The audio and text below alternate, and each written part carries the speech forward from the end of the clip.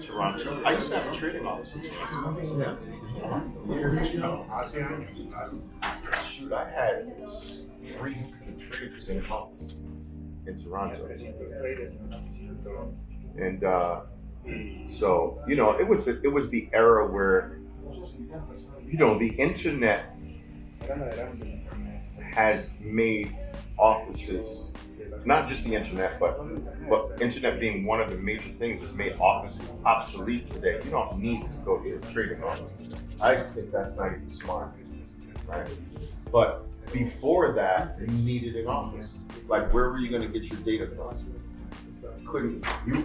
Unless you had money to put the satellites on your roof and bring the real-time data into your house, you had to go to an office that had access to real-time data, right? And so trading organizations had trading offices and their traders trading. And I had offices throughout, well, various parts of the U.S. And several offices internationally.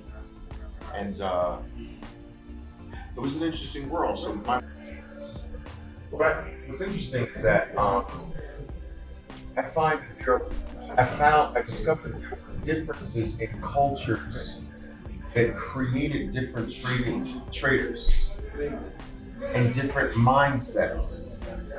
So, like, for instance, in Asia, I had to teach Asian traders differently because they're the most aggressive.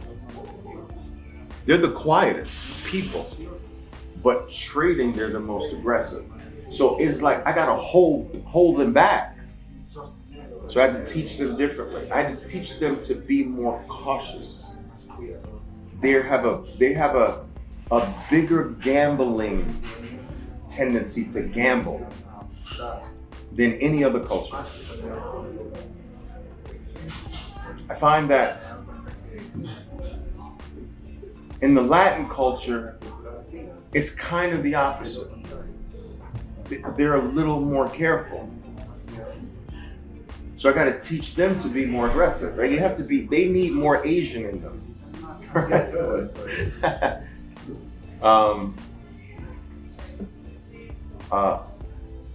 Americans, they quit easier. How crazy is that? They quit faster. That comes from privilege. So all the different cultures are kind of different. I would say that, in my opinion, for some reason, the culture with the best mix, Brazilians. I don't know why, but they seem to have a good balance of things when it comes to trading. I'm not talking about people, I'm talking about trading.